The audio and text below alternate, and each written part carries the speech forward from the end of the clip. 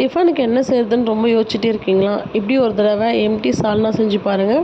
Taste சூப்பராக இருக்கும். சப்பாத்தி, தோசை, இட்லி நீ எது கூட வேணால் செம்மையாக மேட்ச் ஆகிடும்.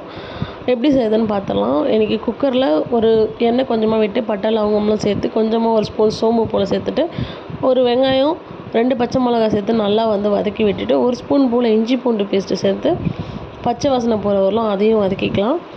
வதக்கின பிறகு ஒரு தக்காளி சேர்த்துக்கிறேன். இதில் எதுவுமே காய்கறியெல்லாம் கிடையாதுங்க. ஈஸியாக சட்டுன்னு செஞ்சிடலாம். ஒரே ஒரு தக்காளி மட்டும் போட்டு அதையும் நல்லா வதக்கி விட்டுடலாம். இப்போ இது நல்லா வதங்கிட்டோம். இப்போ நம்ம ஒரு மசாலா அரைச்சிக்கலாம். மிக்ஸி ஜாரில் கொஞ்சமாக சோம்பும் கொஞ்சமாக தேங்காய் ஒரு 4-5 போல் முந்திரி பருப்பும் 1 ஸ்பூன் போல் பொட்டுக்கடலை சேர்த்து தண்ணி விட்டு அரைச்சிக்கலாம். இப்போ தக்காளி வெங்காயம் வதங்கின உடனே கொஞ்சமாக புதினா சேர்த்துட்டு நம்ம அரைச்சி வச்சுருக்க தேங்காய் பேஸ்ட்டும் சேர்த்து மிக்ஸ் பண்ணி விட்டுட்டு மசாலா பார்த்திங்கன்னா கரம் மசாலா தூள் 1 ஸ்பூனு 1 ஸ்பூன் சில்லி பவுடரு ஒரு 1/2 ஸ்பூன் போல் மஞ்சள் பொடி சேர்த்து மிக்ஸ் பண்ணிவிட்டு தேவையான தண்ணியும் கொஞ்சம் உப்பும் போட்டு மிக்ஸ் பண்ணி குக்கரில் ஒரு 2 விசில் வச்சு எடுத்து பாருங்கள்.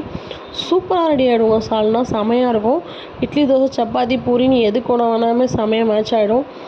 நல்லாயிருக்கும். ட்ரை பண்ணி பாருங்கள். ரொம்ப ஈஸியான ரெசிபி. இந்த மாதிரி இன்ட்ரெஸ்டிங்கான ரெசிபிக்கு என்னோடய சேனலை மறக்காமல் ஃபாலோ பண்ணிக்கோங்க. தேங்க்யூ.